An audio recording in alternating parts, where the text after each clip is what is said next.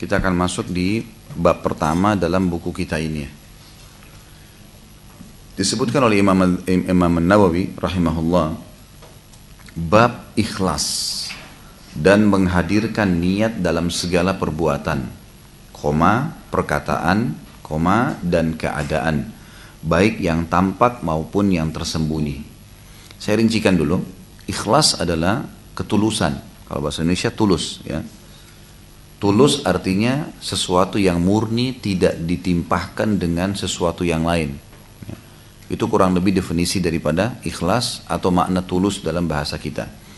Ikhlas ini harus ada. Di dalam ibadah, Bapak Ibu sekalian, ada dua syarat mutlak. Harus ada, tidak bisa enggak. Kalau dua hal ini atau salah satunya hilang, ibadah kita tidak diterima. Yang pertama ikhlas, dan yang kedua mutaba'ah.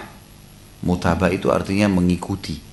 Mutaba'atun Nabi SAW, mengikuti dan mencontohi Nabi SAW.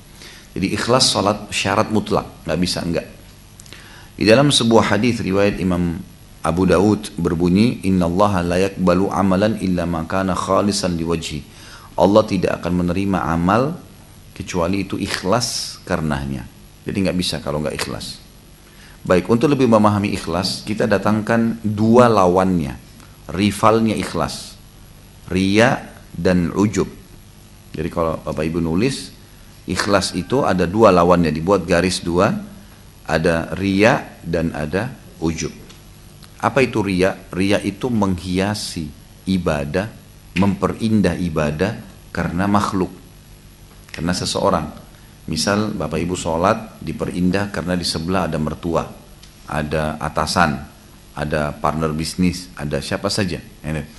Nah, orang-orang ini kita memperindah sholat kita, memperindah doa, gitu kan, memperbanyak jumlah sedekah, menyebar senyum dan seterusnya. Ini semua karena ada orang itu, bukan karena Allah Subhanahu Wa Taala. Ini namanya riya, dan riya ini bagian daripada dosa besar. Ya, dia bagian daripada dosa besar. Tidak boleh sama sekali ada riya, karena begitu ada riya, walaupun sedikit akan menghancurkan ibadah kita.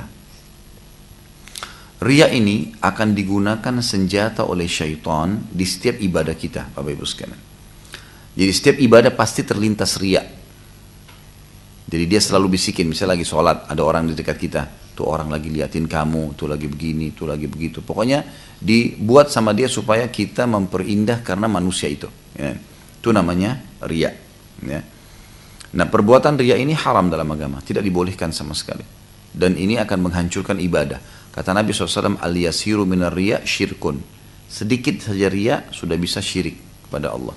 Jadi nggak dibolehkan. Nah, yang kita lakukan adalah, karena setiap ibadah pasti syaitan yang paling pertama dia tawarkan adalah riya dulu. Kalau riya tidak berhasil baru mengkhayal. Jadi pertama riya dulu. Karena kalau riya ini sedikit saja sudah langsung batal semua itu. Walaupun kita sholat 1 jam udah nggak diterima, gitu kan. Nah, kalau dia tidak berhasil baru dibuat dia masuk ke pintu menghayalnya, gitu. Dibuat orang menghayal sana sini. Nah, caranya gimana? Kalau kita tahu setiap ibadah akan terlintas riya, saya mau sedekah, langsung banyak orang, ada orang yang lihat nih, syaitan bisikin pada saat itu di benak kita. Tuh orang lagi lihat kamu tuh, kita lagi sujud, perlama sujudmu, orang lihat tuh, orang lagi berdoa, apa saja dibisikin di benak dia. Kata kuncinya, kalau kita tidak mengiyakan, maka tidak riya.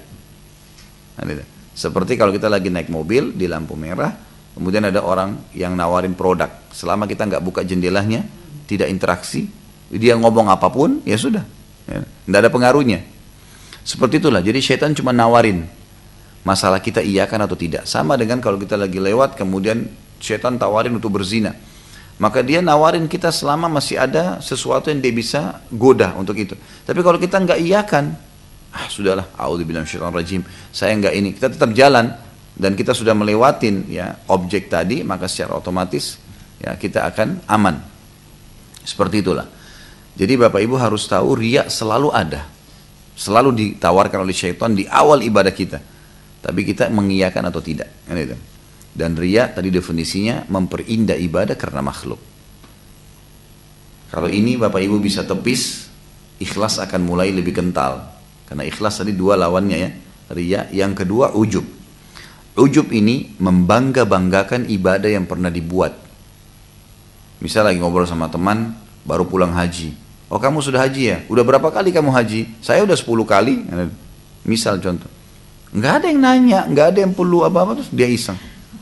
Kamu puasa nggak? Nggak, saya puasa. Loh, nggak ada hubungannya, gitu kan? Jadi dia dengan sendirinya memang sengaja ingin ujub. Memang dia ingin berbangga-bangga dengan itu. Ya. Kamu udah bantu belum anak yatim tuh? Ini di sana tuh ada alamatnya. Saya udah 10 tahun bantu, misal. Untuk apa disebutin? Nah, itu namanya ujub, membangga-banggakan. Ini semua pasti akan merusak amal. Nggak ada mimpi kita kalau hati-hati, kontrol. Dua hal ini dikontrol. Kalau ibadah, ada bisikan syaitan untuk riya, tepis, jangan diiyakan. Sama tadi orang tawarin produk di dekat mobil. Selama kita nggak iyakan, nggak batal ibadahnya. Yang kedua, tutup mulut kita untuk dipuji, memuji-muji, menyebut-nyebut. Saya sudah begini, saya sudah sekian kali, saya sudah sekian banyak. Ini semua harus ditinggalkan. Karena kalau ini ada sedikit, salah satu dari keduanya ikhlasnya akan habis, nggak ada ikhlas lagi. Makanya ikhlas akan muncul kalau dua hal ini ditepis. Ya, itu kata kuncinya.